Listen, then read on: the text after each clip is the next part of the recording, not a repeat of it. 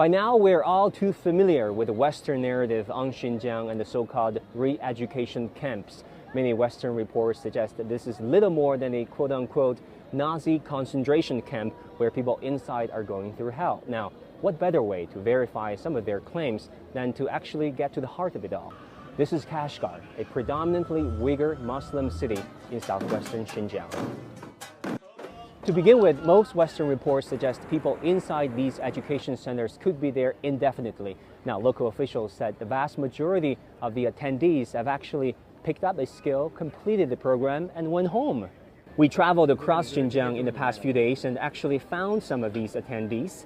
26-year-old Rukia Yakub spent 10 months in the education center. While there, she perfected her Mandarin skills and studied sales. Now she is a real estate sales agent, earning over 8,000 yuan or over $1,100 a month, way above the local average. 我觉得我现在变得更快乐了。我学国语，我就可以又可以接汉族客户，又可以接维族客户，然后就收入这块特别可观。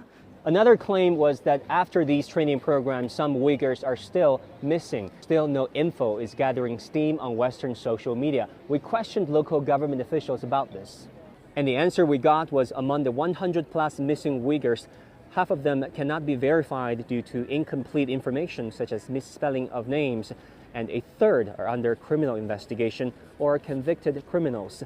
The rest are actually living normal lives, and many of them have never been to the education centers, including 67-year-old Hanimham Tudi.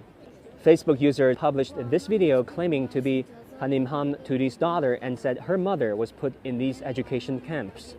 Recently, there has been some videos on the internet going viral saying that you have been missing, saying that you have been in this re-education camps in Xinjiang.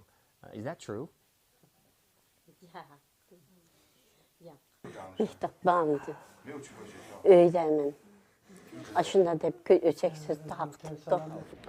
Also, many Western sources say China has detained anywhere between 1 to 3 million Uyghurs, a figure repeated so many times that it is almost considered a fact. Now, according to Gray Zone, an independent agency dedicated to investigative journalism, these figures, these claims, are largely based on two highly questionable studies.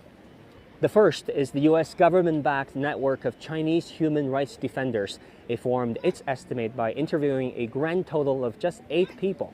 I'm no economist, but 8 people doesn't sound like a great sample size. The second study relied largely on media reports and speculation.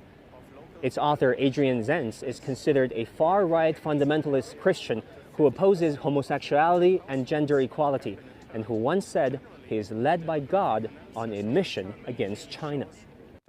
There's not just misinformation, but disinformation out there. This video, claiming to be a Chinese police beating a Muslim for reading Quran in his house, got millions of retweets and likes. But independent studies showed this was actually an Indonesian police beating a local thief. What's more, pictures purported to show Uyghurs in Xinjiang's detention camps turned out to be doctored photos during a protest in Turkey and at a migrant shelter in Thailand. It is difficult to see the full picture of a region as diverse and complex as Xinjiang in the first place, and this Western propaganda doesn't make things much easier. Wang Guan, CGTN, Kashgar, Xinjiang.